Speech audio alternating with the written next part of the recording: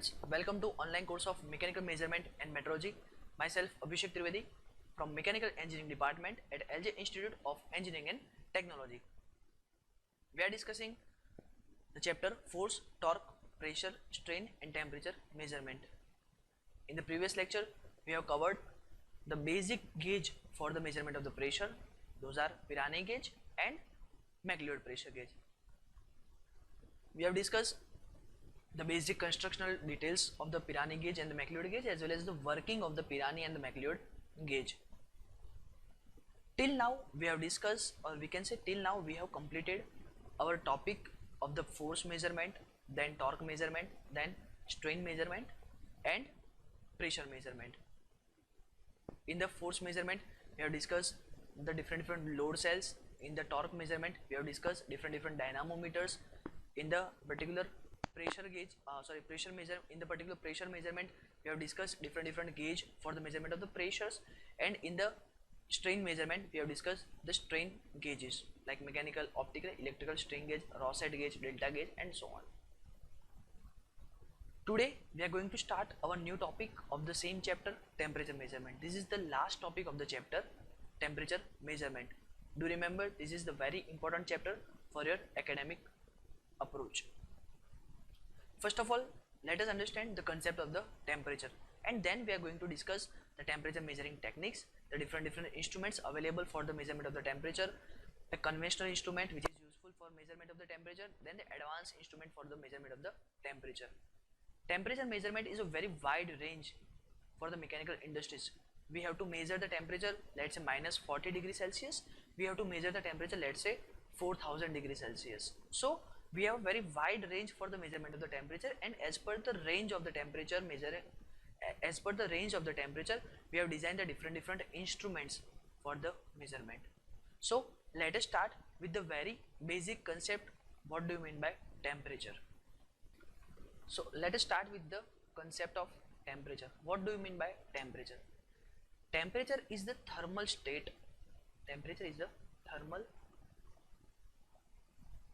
state, or we can say the thermal condition of the given body.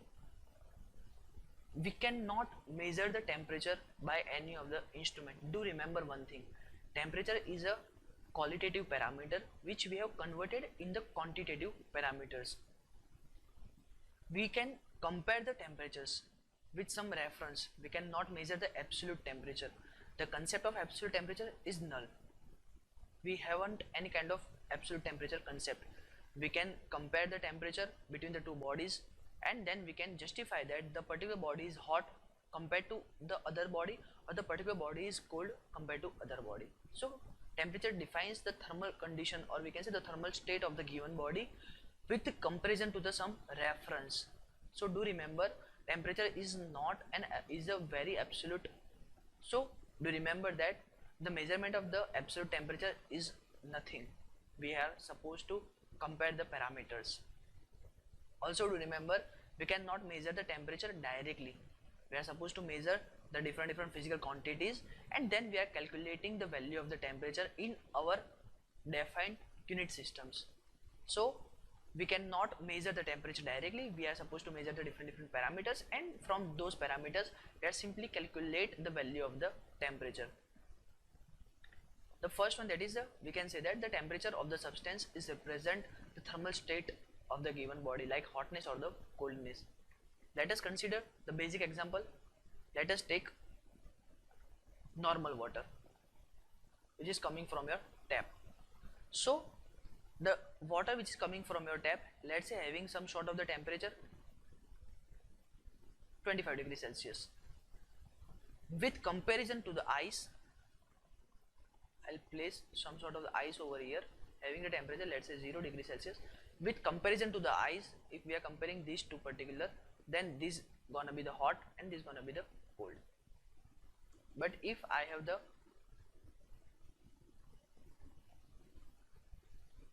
boiling water having, let's say, temperature range of 100 degrees Celsius, then what does it shows? With comparison to the boiling water, this particular stands for the cold and this particular stands for the hot condition. So As I have told you that temperature is a reference parameter. With some sort of the reference, we are going to define the thermal condition of the given element. It is most widely used or measured quantity inside the process industries. Process industries contains all sort of the industries where the thermal condition is exist, where the thermal effect is exist, where some sort of the thermal effect will directly affect the main outcome of the product. We are supposed to measure the temperatures.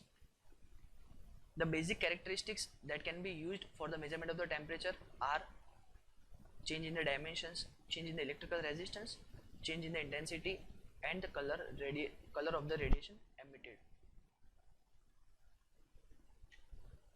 As I have told you that temperature cannot be measured directly. We have discussed that the temperature is a very absolute parameter. It cannot be measured directly. What we are supposed to do, we are simply measuring the different parameters, the different physical quantities, and then we are calculating the value of the temperature from those parameters, or we can say from the change of those parameters. Suppose the conventional thermometer, as you all know, aware about the conventional thermometer, which is useful for the measurement of the temperature of the human body. What does it contain? Suppose I'll draw a simple basic structure of the thermometer. Here we have different scales. Linear scale is there.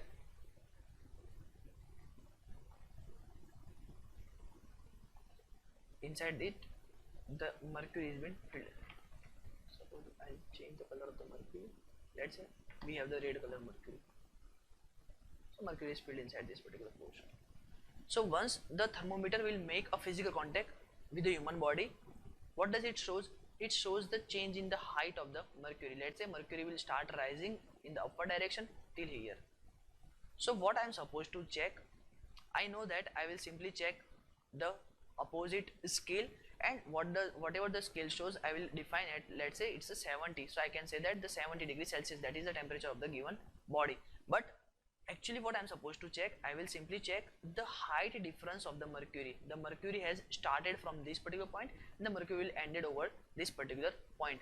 So what I am supposed to check, I will simply measure the dimensions. I will simply measure the linear difference of the height of the mercury, and as per the linear difference of the height of the mercury, I will simply calculate the temperature. So I can say that for the measurement of the temperature, we are supposed to check the different parameters, different characteristics, the change in the different characteristics, like change in the dimensions. As I have told you that I will simply measure the particular change inside the height of the mercury, and then I will measure the temperature. Then the second one, that is the change in the electrical resistance. By checking the change in the electrical resistance, we can measure the temperature. The equation stands like R is equal to R0 1 plus alpha T plus beta T square. The equation shows the positive change of the resistance with the temperature. So what does it means? Whatever resistance change is there, it will directly affect on the temperature of the body, where alpha and beta are the two different constants for the given material.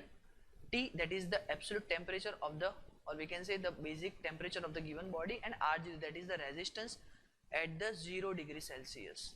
The resistance at the 0 degree Celsius. So by using this particular equation, you can measure the value of the R. Or if vice versa, if I know the value of the R resistance, then I can find the value of the T, I can find the value of the temperature. And to find this particular value of the R, we are supposed to use a very basic circuit, Wheatstone bridge circuit. Wheatstone bridge circuit is widely useful for checking, or we can say for finding the value of change in the resistance. Then we can also use the intensity and the color of the radiation which is emitted from the body. Suppose if the condition, or if the system will, if the system will cross the temperature range, let's say 500 degrees Celsius. Let's say boiler is running with a temperature of, let's say, 1200 degrees Celsius. So there is no any chance, there is no any condition that the human can access the boiler. If I have to measure the temperature, I have no any scope that I will simply lift, or I will simply put the thermometer inside the boiler and I will check the temperature. This is not the accessible, this is not the feasible condition for the measurement of the temperature.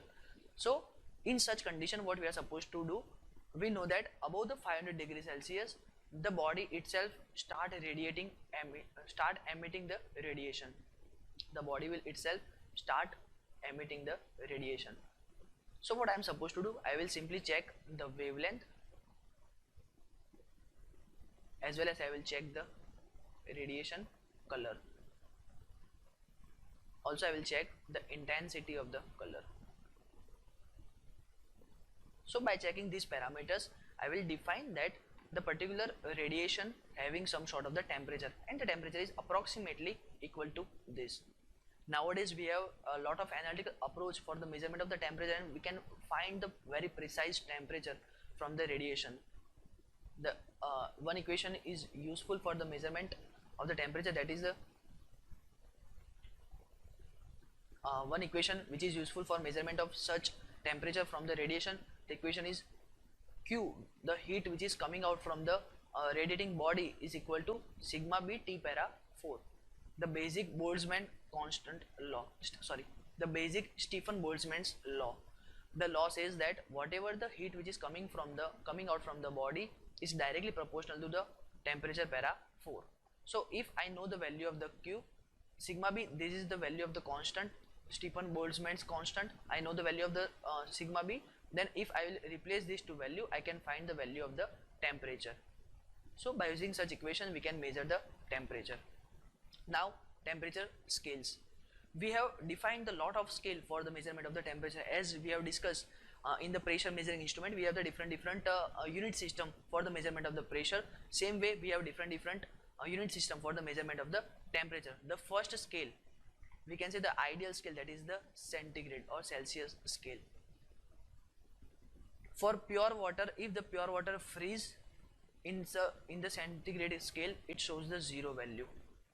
Boiling condition of the water 100 degrees Celsius, and the absolute zero temperature minus 273 degrees Celsius.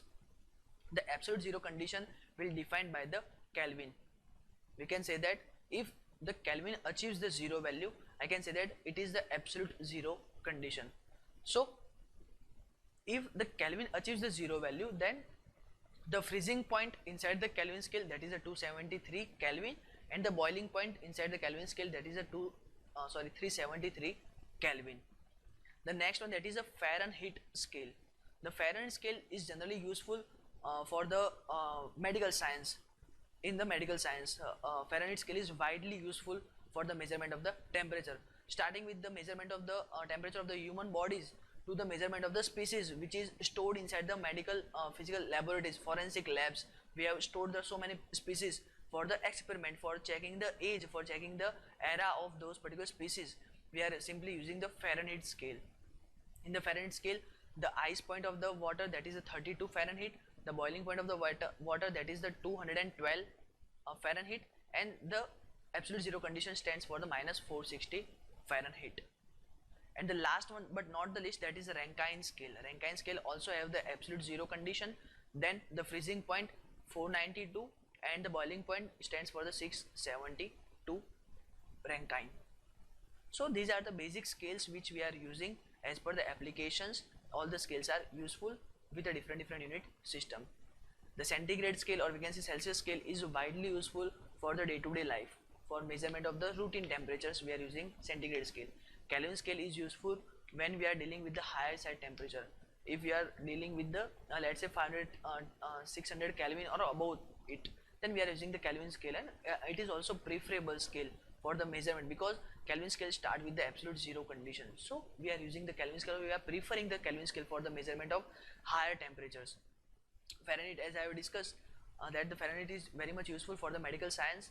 And the Rankine scale, Rankine scale is widely useful for the power plant.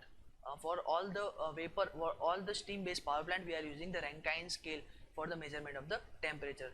So as per the different applications, the scales are defined with a different unit system, and also all the scales are based, or we can say the basic reference for all the temperature scales are a pure water freezing condition and the pure water boiling condition.